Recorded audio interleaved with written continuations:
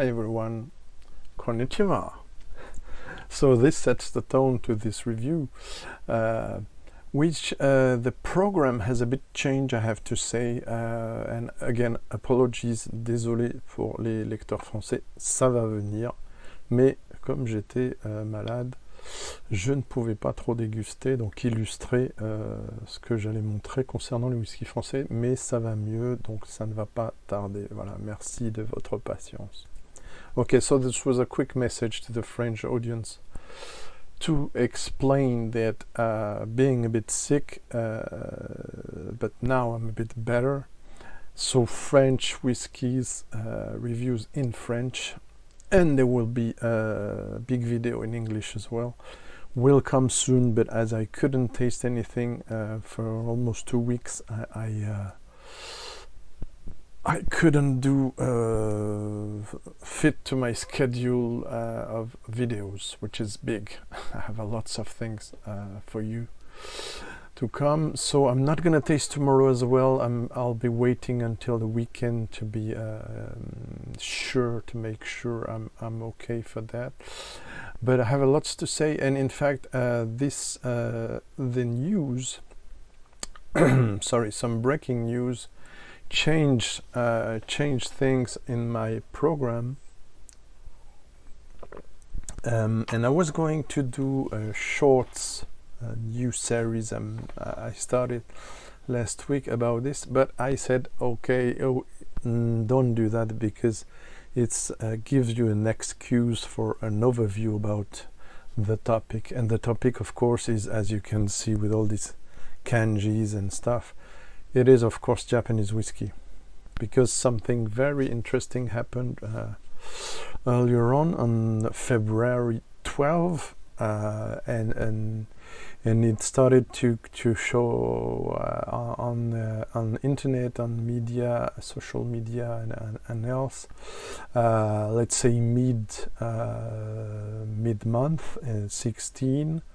For instance, Master of Malt, Whiskey Exchange, Spirits Business later on, and a few others did announce this, and the idea of the topic, and the first time I saw it, I owe it to Wim from Dram Gazette. Thanks, Wim. And we were all Japanese whiskey fans waiting for this with really we were really looking forward for this, and this is coming. So what it is, and I will start by that, and then give you a bit of history of Japanese whiskies, and then I will illustrate it, showing you part, let's say 3/4 of my Japanese whiskies collection, to illustrate that as much as I can. So what happened, you might have seen here and there in videos from me, from other people, in live shows talking, etc. The problem concerning Japanese whiskies regulation, that were very loose, and were mostly focusing on quality rather than on authenticity, transparency, provenance, and all that jazz. And this was going to the point where you were seeing on the shelves, and you will still see on the shelves, I'm afraid, whiskies that are labeled as Japanese whiskies, but in which the content is very few or known of Japanese whiskey content. Most of them bear beautiful kanjis, beautiful calligraphic stuff. Not this is typically 100% Japanese, but and of course I didn't bought those, with a few exceptions, with contain still some, and it's most blended whiskies. The question is more about blended whiskies and blended malts, but sometimes it's single malts as well, unfortunately. So what is it? It's the fact that you write on your bottle Japanese blended whiskey, but you don't state that some of your content is not Japanese, indeed. Most of the time Scottish or Canadian. And of course, as it is blended whiskey, the Canadian will be the grain. I'm almost 100% sure about that, because it's cheaper and it's massively produced in Canada. Of course, it's massively produced in Scotland as well, but when you see the style of the whiskies that the Japanese companies try to create or replicate from the concurrency, the Scottish concurrency or Japanese or genuine concurrency, you can figure out this is most probably Canadian, but sometimes the grain is Scottish as well. So what did happen? It's the Japan Spirits and Liquor Makers Association, and I have their legal statement here, legal if I may say, and I have also some interpretation and summarize there because it's very long, so I'm not going to read you this.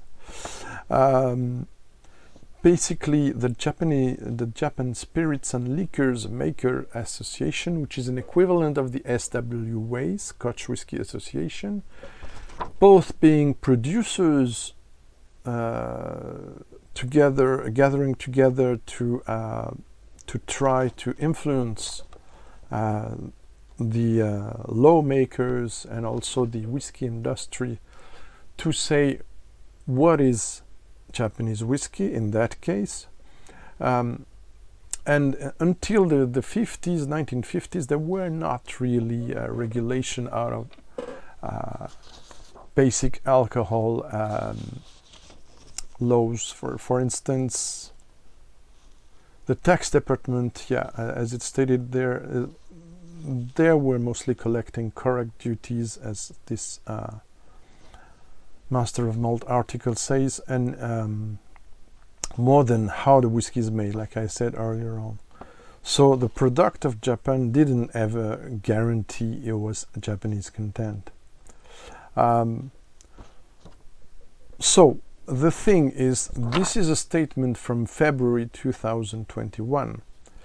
But the regulations strongly suggested by this association won't be to applied until the deadline, which is March 31 of 2024.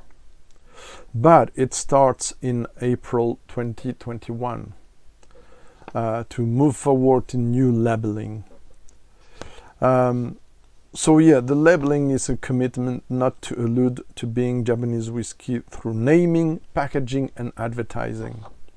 Of course, and I had to go to this official declaration statement from the Japanese Association to understand this, and it's important. Translation disclaimer. The translation of this labeling standard into the English language is intended solely as a convenience and is not legally binding.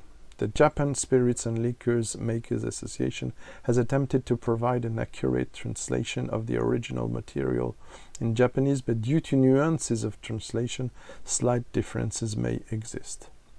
Article 1. Purpose. The purpose of the standards for labeling Japanese whiskey, hereinafter referred to labeling standards, is to stipulate matters with respect to specific labeling in whiskey in order to contribute to the appropriate selection of whiskey products by consumers in Japan and abroad, and to thereby protect the interest of consumers, ensure fair competition and improve quality. So definition of terms, it's a bit complicated, so I'm not gonna go until all the process, but basically these are what will be now required to qualify as Japanese whiskey, and if it is not made according to those rules I'm going to tell you now, it will have to be stated as whiskey and not Japanese whiskey. Okay, so to be labeled as Japanese whiskey, these will have to use raw ingredients. Raw ingredients must be limited to malted grains, other cereal grains, and water extracted in Japan. Malted grains must always be used. so not unmalted grains. Production, so they say saccharification, which I understand is mostly the brewing step to once you have the sugars, the enzymes that now are sugars, and producing the kind of beer that's going to be distilled, but that already has sugars. So saccharification, fermentation, and distillation must be carried out at a distillery in Japan. Alcohol content of the time of distillation must be less than 95% ABV. In Scotland, it's already 94.8 ABV, so it's not a big deal. Production method, now again, aging. The distillery product must be poured into wooden cask not exceeding a capacity of 700 liters, same for Scotland, and matured in Japan for a period of at least 3 years thereafter. Bottling must take place only in Japan, with an alcoholic strength of at least 40% of such use time. So basically, it's referring to the same standards for these those first, let's say, statements of Scottish whiskey. And you will see that for the last one, which is called Other in production method, plain caramel coloring can be used. So it's famous E150A, I'm afraid. So there you have it. So about packaging,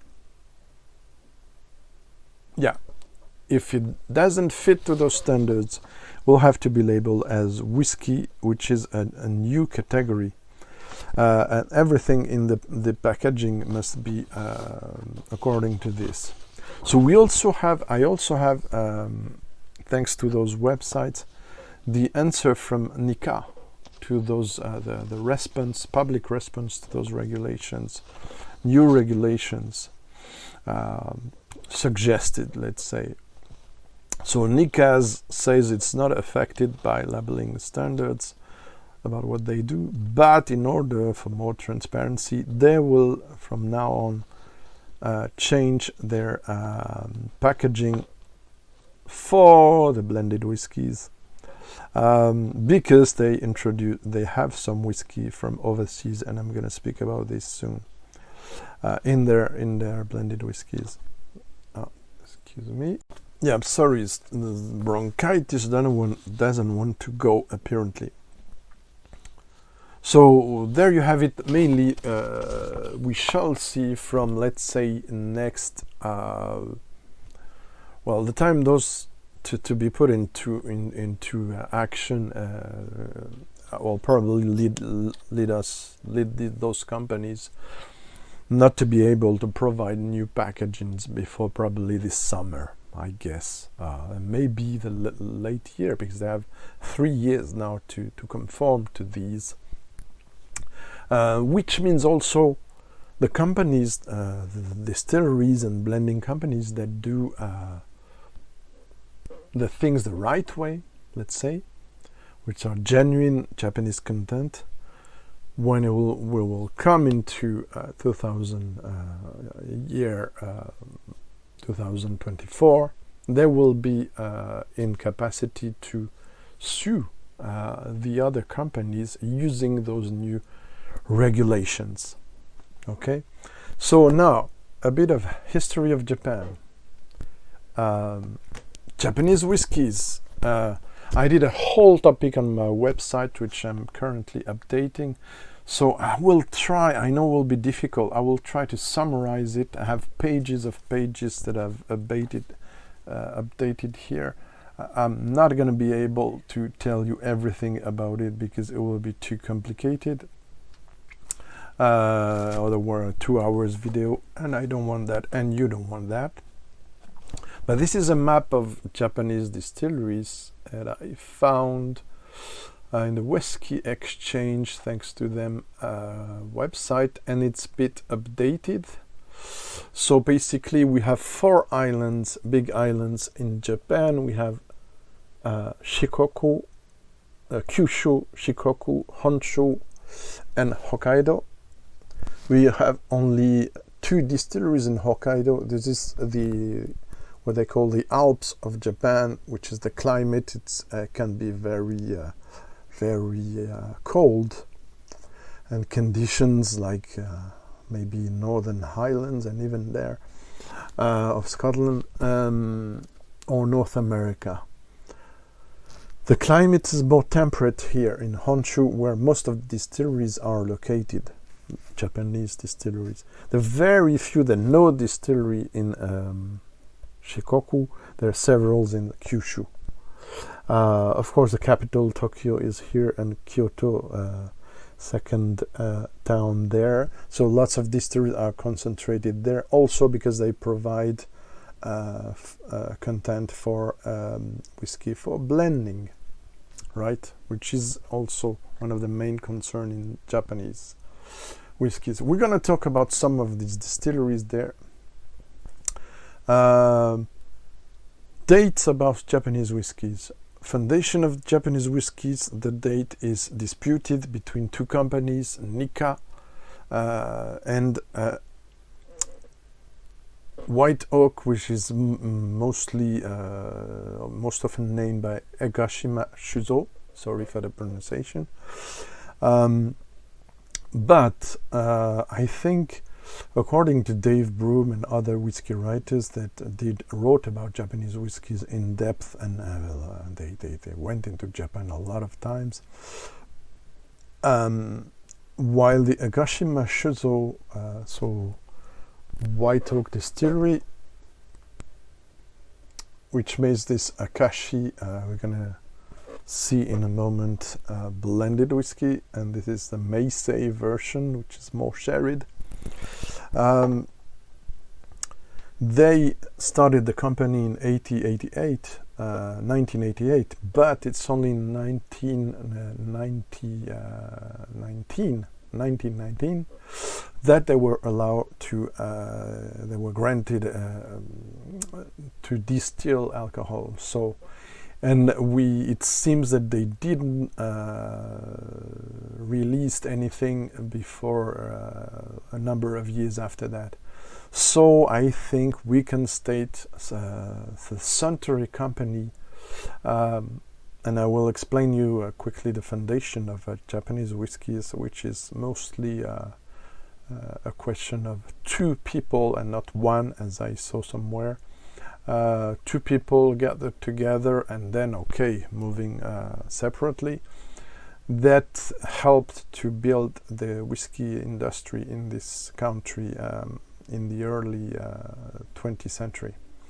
So the first distillery officially in Japan to produce and to release a whiskey in the 1930s is Yamazaki. Let me find it. Yamazaki Distillery, that did produce in 1924. Officially was created in 1924. That did produce its first whiskey. But bear in mind that if the 2 main groups are Suntory and Nikka. And interestingly, those 2 belong to brewing companies and other spirits. So, because there's a big tradition in brewing in Japan, before distilling, of course. So those 2 groups have each one his fetish founder, legendary founder, let's say. But bear in mind that single malt was not a category, even in Europe, was not an official category, because they were all blend fillers. So the official category only begins, let's say, I don't have the records for everyone, but for instance, for Yoichi Distillery, which is there, this is a current bottling you can find, because I'm afraid a lot of things I have on the table are now discontinued. Not all, but many, let's say. half. So it's not before 1984 that you can see the first Yoichi Distilleries from 1934, by the way. You can see it there, which is beautiful in the red roofs, red kilns roof, and if it's focused well, it's in the snow. And yeah, we'll speak about Yoichi later on. So first Yoichi you'll find in 1984 was 12 years old, and it was not called Yoichi, but it was called Hokkaido whiskey, because it's, once again, in the remote area here of Hokkaido. Was the first and only distillery in Hokkaido Island until 2015, where Akechi Distillery, a new one, appeared. 2015, I think I'm correct. So basically, to put a very long story short, the two founders of Japanese whiskies, as we know it now, are Masataka Taketsuru, which is displayed in the old tube, in the old box of the Taketsuru Pure Malt, which is a blended malt. And Masataka Taketsuru, who was born in 1894, basically, let's not say wrong things.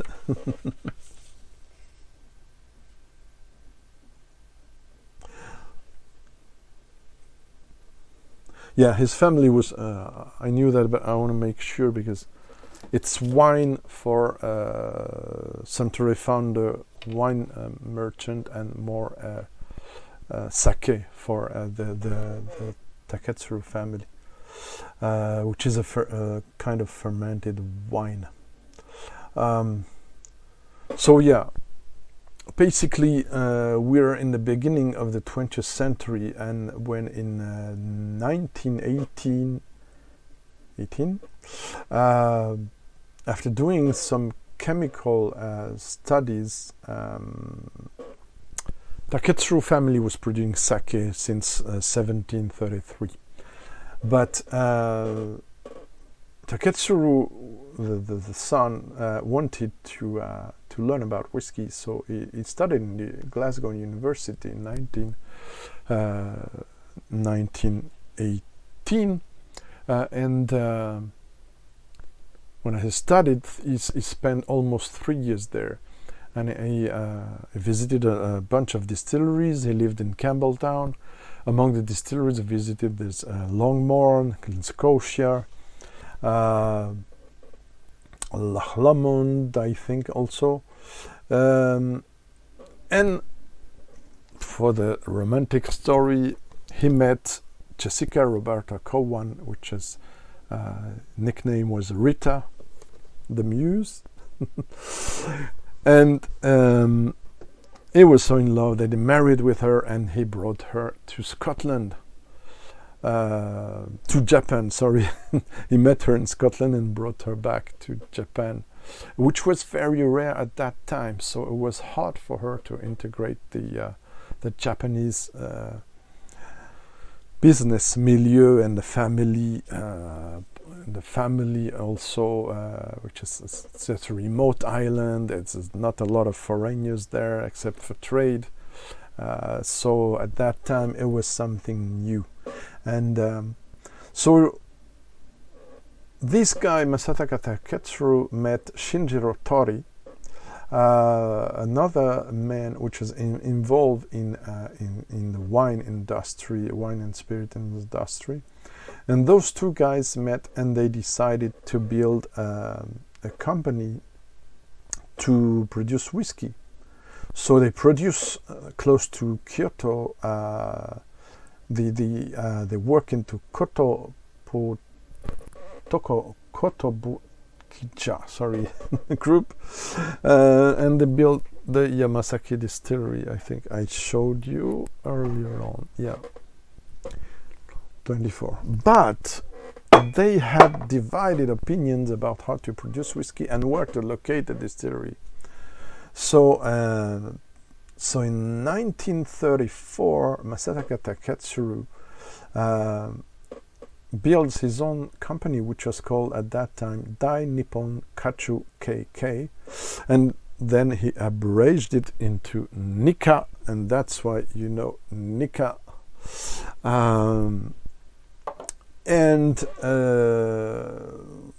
So there were concurrent.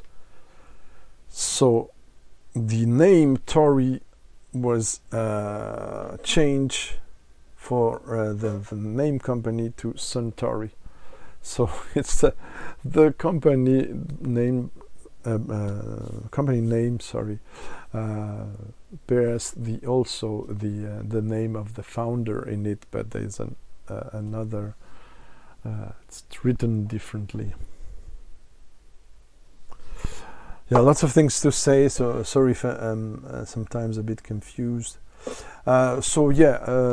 Basically, this guy Taketsuru Masataka decides to build a distillery in a remote area here, like I said earlier on here, northern east of Japan, because he wants something that's more Highlander style. While, I forgot to say that, Yamazaki is mostly produced in, let's say, with a few exceptions, and more in the Speyside style, because those guys love Scottish whiskies, and they also knew beforehand, before doing all that, they were customers of whiskey, because whiskey was imported in Japan, and first companies that did exist and they were labeling whiskey were basically only bottling whiskey that came in bulk from Scotland.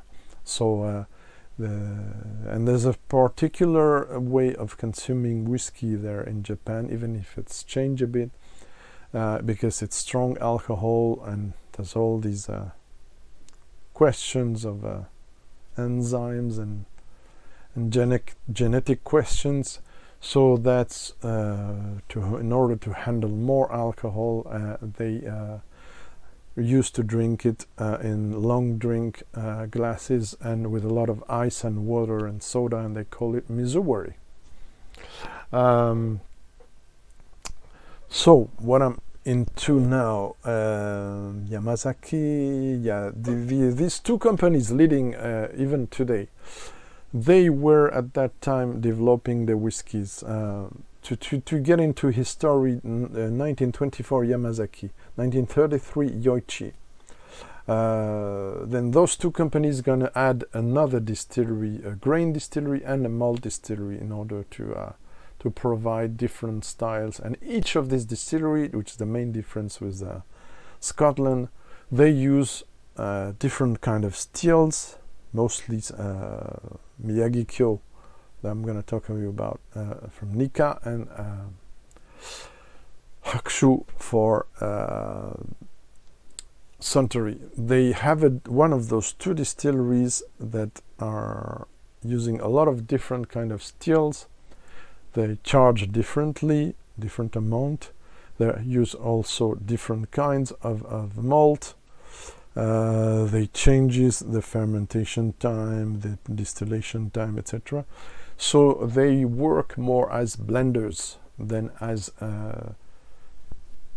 tight distillers, malt distillers, let's say. And they can produce an awful lot of different style of whiskey, like the Hiram Walker distillery, for instance, in Canada. Don, if you listen to this, so those two distilleries that are in 1969, the Nikka group, so Mr. Taketsuru founded the Miyagi-Kyo distillery in Honshu, so in the center island, while a few years later, in 1973, it's Suntory's turn to found Hakushu. And Hakushu is I've never been there, but I've seen pictures and videos. Then the cool thing is it's the highest distillery in Japan, 700 meters, and it's in the middle of a forest. I don't know if it's too much reflections here. So it's it's very glossy packaging. So sorry. And so here's a picture of the other founder of Japanese whiskey, so Shinjiro Tori. And we see how it looked in the beginning. The distillery, very old style, big kilns. So there you have it. Basically. I forgot to say about Yoshi, by the way. And Yoshi is my second favorite distillery worldwide after Port Ellen.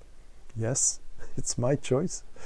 And it's one of the only distilleries in the world, at least at that time, and even more, I would say now, which have his stills cold-fired, direct cold fire, which is very rare. And it shows, so this is a beautiful smoky style, complex. We're gonna see that in a minute. So basically we have the big companies, Nikka on one, I hope it's clear, Nikka on one side and Suntory on the other side, a big group, big companies producing a lot of alcohol, which have two distilleries to do malt whiskey, single malt, and they have a grain distillery as well. Nikka has the Nishinomiya distillery, had the Nishinomiya distillery in the Honshu Island, Central Island, but later on it was integrated into the Miyagikyo complex distillery. So in order to provide more practical ways of it's for blends, of course, the grain whiskies, but it's also for single grain they are making, and they call it coffee grain because simply they use the coffee still, which is continuous still. About experimenting, they also do this, both are recommended, coffee malt, which is there's nothing to do with coffee. So it's the name of the founder of the still, but this one is only grain, but this one is only malt, but distilled in column stills instead of pot stills, right? Hope it's clear. They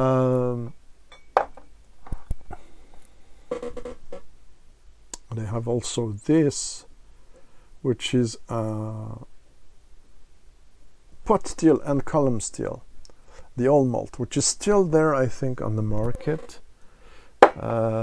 Seen it few months ago, still on sale. Those two are current products, Nikka coffee malt, coffee grain. They also did I'm gonna do the things in order, so to be not too long. So Nikka company also does a popular product which is called the pure malt Taketsuru, for the name of the founder. Current looking, and it has even changed since, with a brown cream label, but this one until last year, no age statement. I'm gonna go into this shortly. Pure malt, that basically means is a blended malt. It's a Japanese definition, and it was the old Scottish definition as well, but it seems that the Japanese still want to stick to this name, and it's a bit confusing for me always to hear pure malt, but basically they mix the two single malts they have in the company from Japan. They mix Yoichi and Miyagikyo, but doesn't say if there are other malts involved, and if other malts are involved, we know that they're not from this company, and they're not from Japan, most probably.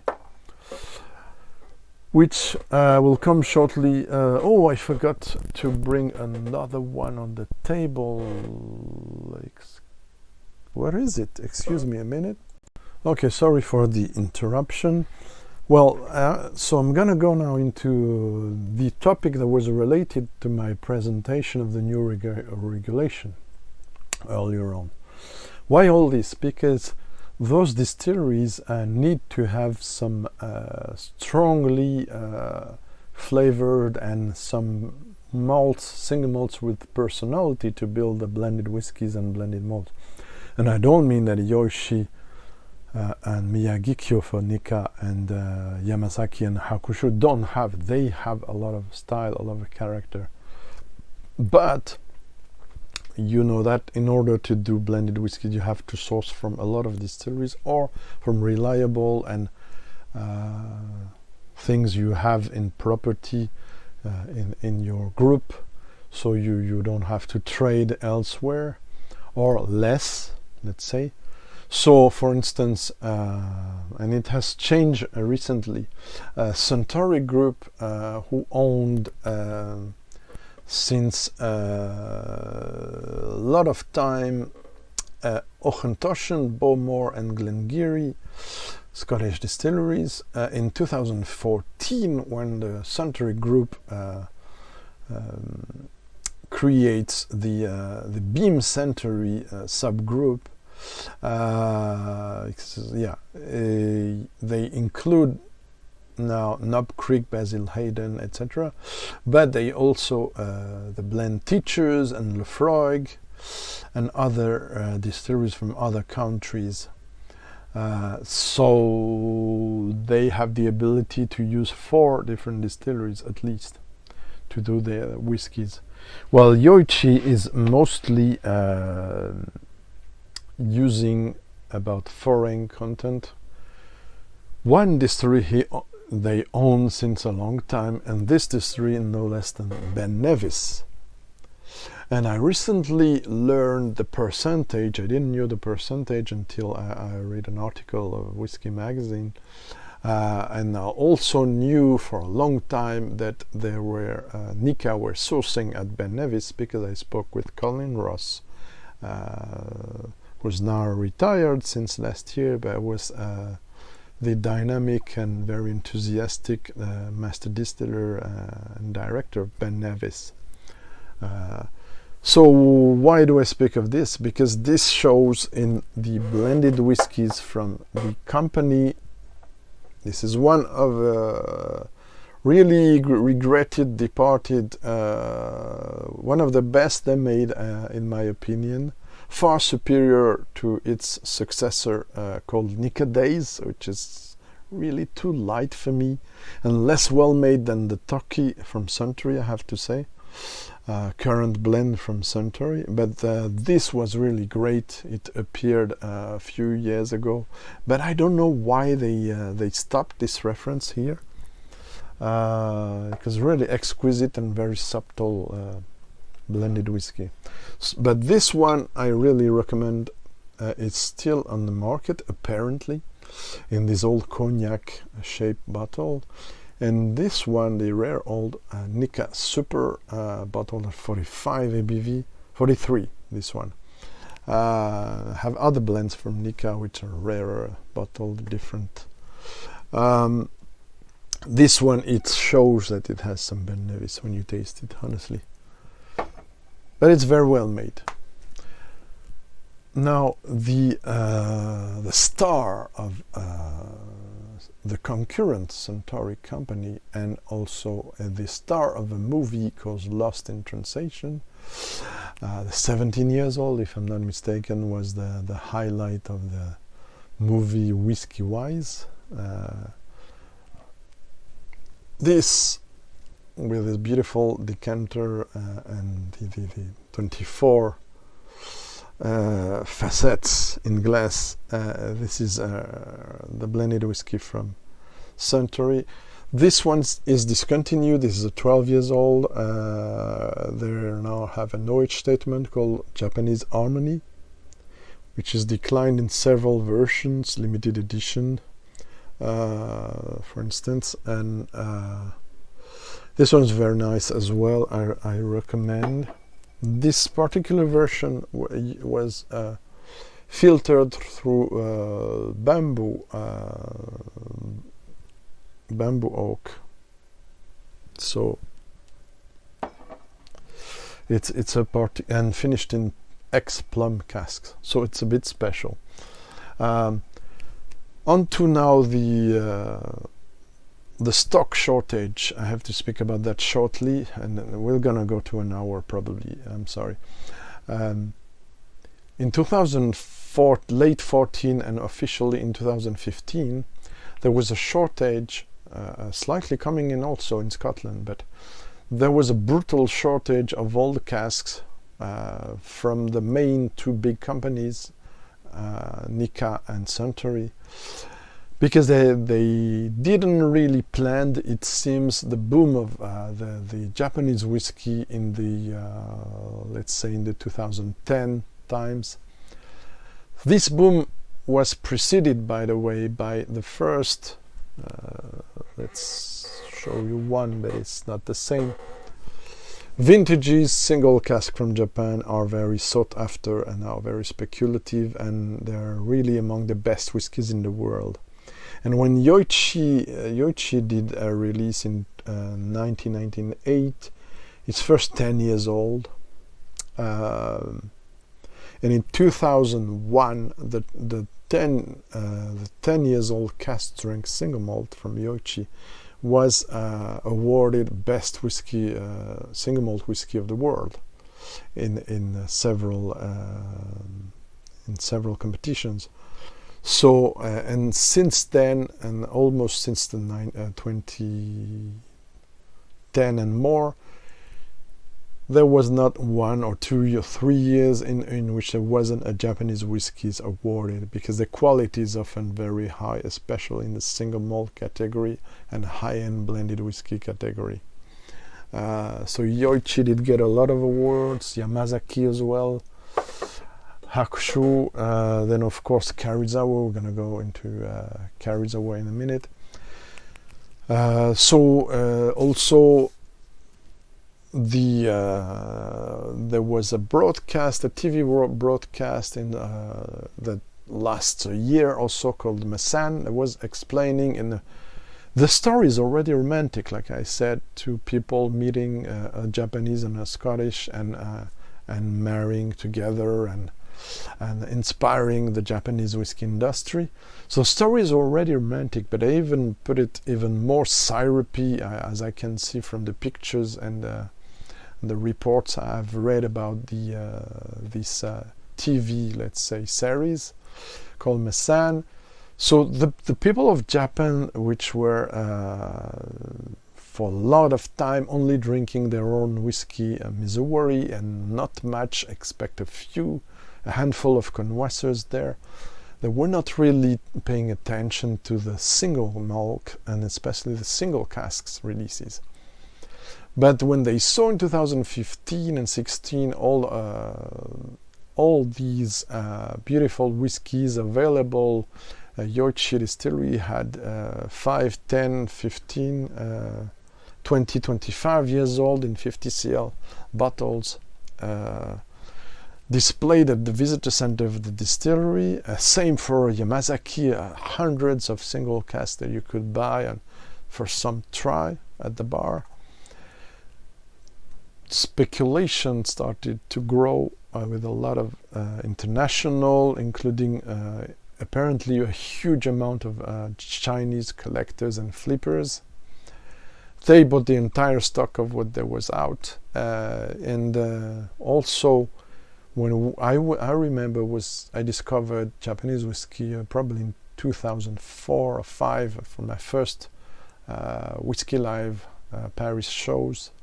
From la Maison du Whisky was one of the first importer of Japanese whiskey, and most of ones I have are from there. So slowly the reputation built up to something really high in quality and refinement, as when they copy something they are able to do even better for some things. So the Japanese culture is also all about refinement and precision and elegance, and this shows in many whiskies that are on the table. So it seemed they didn't plan the success.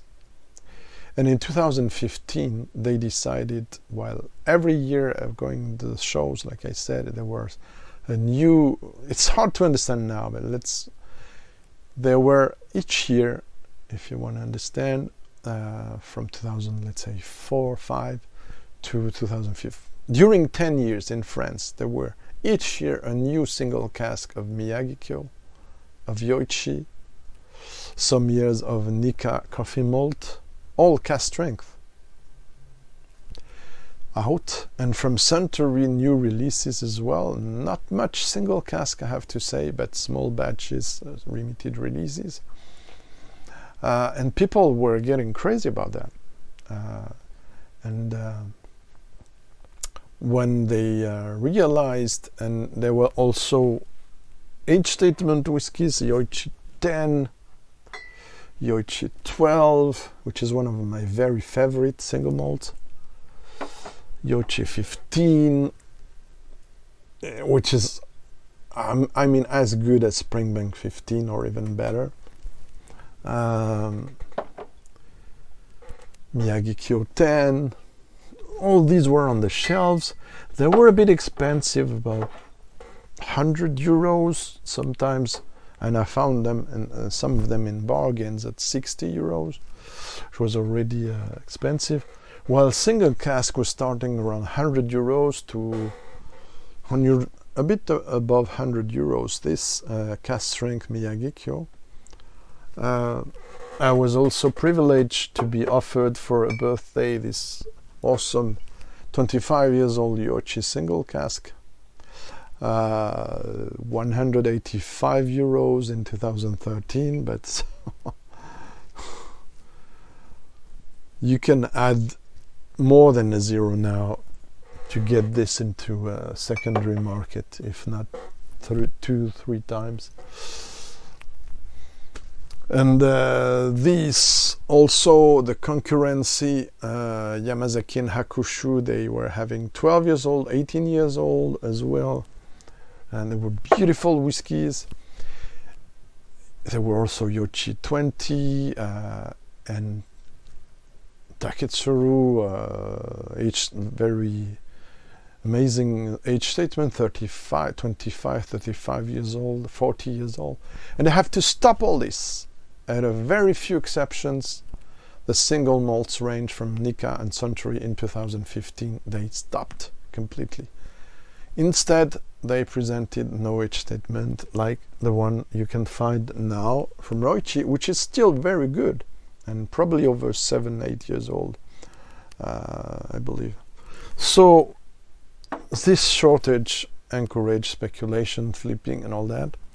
And even more for another distillery that I have to speak, the two close distilleries that are on high praise now. One is called Hanyu, which I have an indie bottling of them in the Belgium indie bottler, the Nectar of Daily Drams. Hanyu is a closed distillery from 1946 and stopped distilling in 2000. You can still find it. This is not available here, but the reference of the bottle 20 cl is from Japan, imported directly. But the same label and in the same bottle in 70 cl you can still find it. It's a mix of Hanyu Distillery, which is closed, and Chichibu, which is a new distillery built in 2007 by Ichiro Akuto, who's also an indie bottler and has this and all the Hanyu stocks. Not going to dig into too much because I'm going to speak about some of these whiskies in separated individual reviews or collective reviews. Basically, if you want a comparison with Scottish style, I'm going to tell you right now. Just after I finish to present you closed distilleries, there are several in Japan. There was, for instance, a beautiful single grain distillery, and I had the chance to try 2 bottlings of them. Kawasaki Distillery, a beautiful grain distillery. But most famous is, of course, and I'm glad I found yesterday finally the bottle buried somewhere. That was buried somewhere. It's a vintage single cask. It's a kind of half official bottling, because the Number One Drinks, the indie company, founded by two ex-Whiskey Magazine UK people, basically they did buy all the stocks from this distillery, Karizawa, founded in 1955, which is not really taken care of by its owner, I have to say, Mercian and Kirin. So basically the distillery closed, stopped producing in the year 2000 and closed around 10 years after that. But all the stock was bought by the Number One Drinks company, so we can say in a way it's half official. And La Maison de Whisky did select and import a lot of stuff. This is a 22 years old bottle at 60.7 or 1, I never remember, I have to check it out. Look at the color, it's Golden Promise barley, and it's sherry casks, first fill sherry, and it's crazy stuff. Those are now, they were 100 or 200 euros at the time. This is a 2008 bottling, but now these go for several thousands of dozen, 10,000 or more. I think one was auctioned at 100,000 or so last year. And they're now in some luxury packaging. This is the No series, for instance, and the Geisha series was among the most popular. Now, in terms of style, I'm going to be very quick to give you. Okay. I'm going to talk about style, but another distillery very important to mention is Marshinshu. We started in 1953, and for a long time they were sourcing from other distilleries and mixing with their young juice from them, and now they're releasing year after year from a few years some of their own single malts and also some blended whiskies. I've tried some, and it's quite remarkable as well. So Chichibu in 2007 was one of the only new distilleries for almost 30 years. A small craft distillery doing beautiful whiskies, peated and unpeated. Very characterful, fruity, floral, herbal, spicy. And the future of Japanese whiskies, and sorry about the color, because this is not rendering the correct color. It's cerulean blue here, you have to see. This is the future of Japanese whiskies, one of the almost 10 or 12 new distilleries. Shizuoka single malt, and this Prologue K, which was just released last month. And it seems this is already in high praise from some of the best whiskey reviewers, very best, such as Serge Valentin, which gave it a 91 to one of these releases, the two releases. So you see lots of distilleries, again closed in black and opened in white, but they're more than these.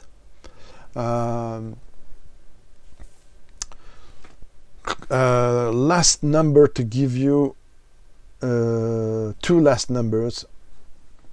Year 2030-31, note that.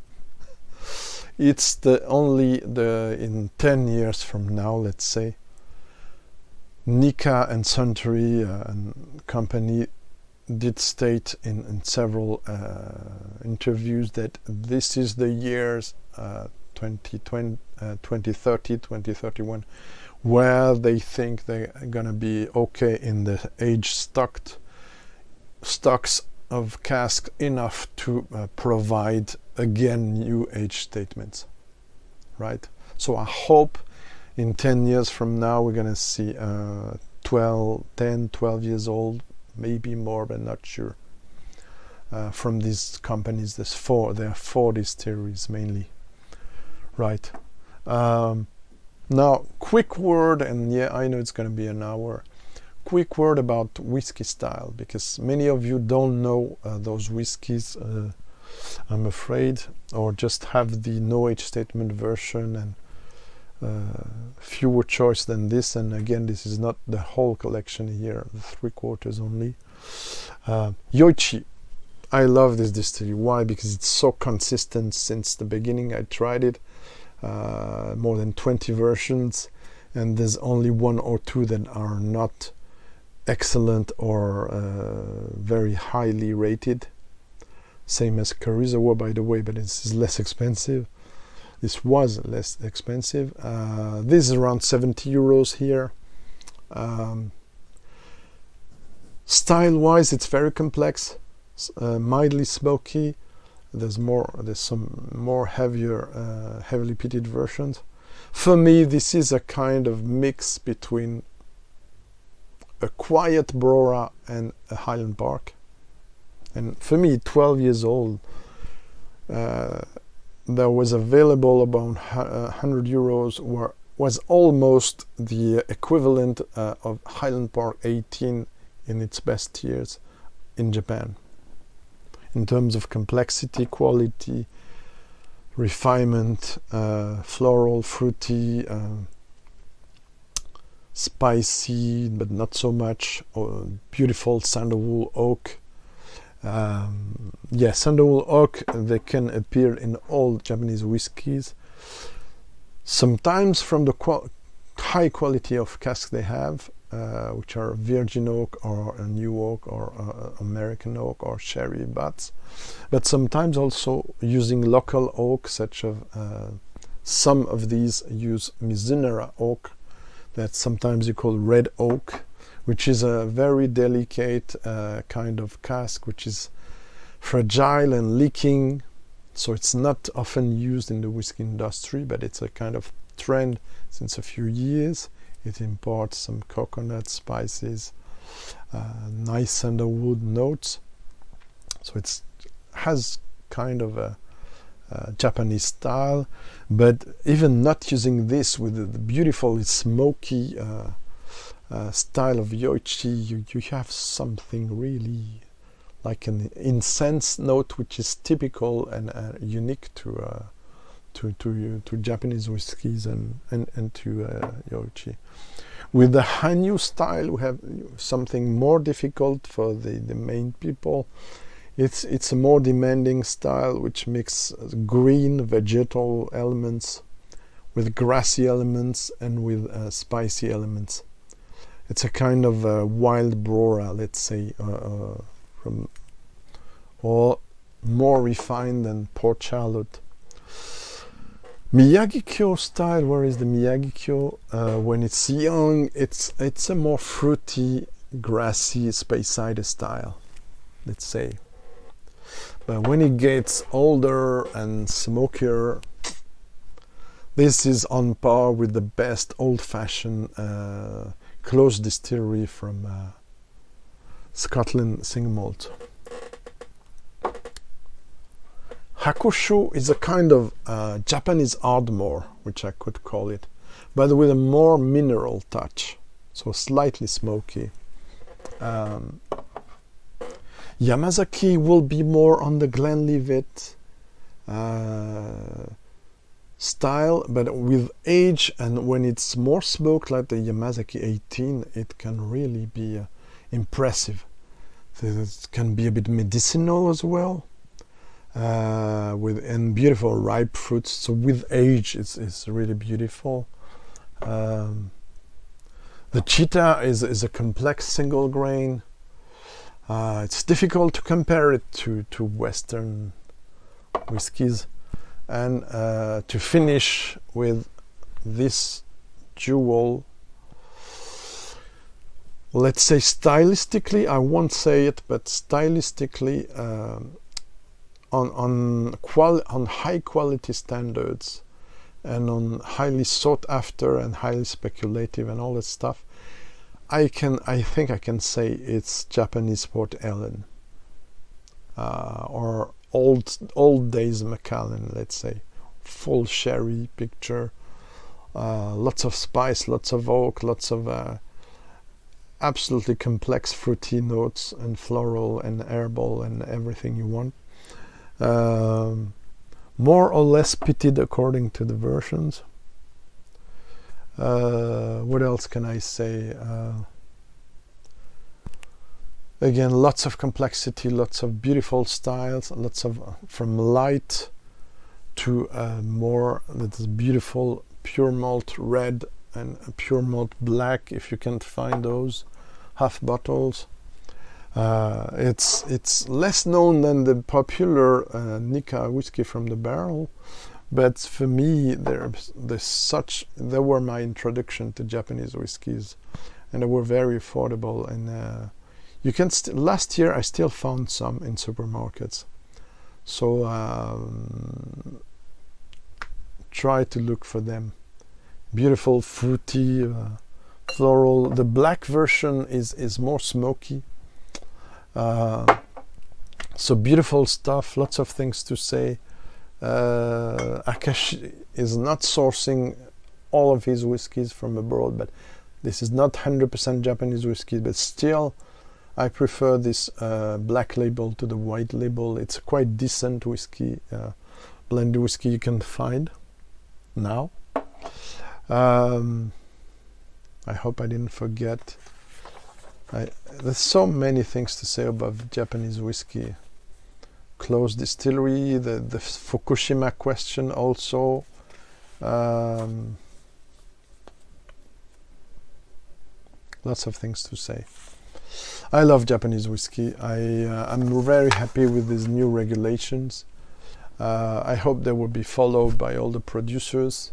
And really, I look forward to see the new labelings and the new offer, and to try someday. Problem is the new distilleries, when the quality is there and it's craft and all that involved, the price, which already is steep in Japan, it will be probably more expensive here. So, but the future is bright, as we can see with probably, I haven't tasted it, Shizuoka, Akashi maybe. What other distilleries I can name? I knew I would gone for 1 hour. Kaiko in 2019, Mars Tsunuki, which belongs also to Marshin Shuzo or Hombo Shuzo group, Kanozuke, Kurayoshi, Nagahama, Nokada, Okayama, Suboromaru, and so on. So many distilleries in Japan, so many quality. Try before you buy. It's going to be difficult, but there's still some bars that have some Japanese whiskies from yesteryear, but it's so expensive. But yeah, try the knowledge statement of the old companies. You can also find this. I forgot to mention. The 12 has been replaced by the Distilleries Reserve. Some batches were excellent. Some were less excellent, let's say. But I prefer the Hakushu Distillers Reserve to the Yamazaki Distillers Reserve. Just more using wine cask and stuff. But yeah, beautiful choice of Japanese whiskies. Really a category you should try to discover when you can. All the tubes you can see behind, I've made it a almost full Japanese theme. So hope you learned something there.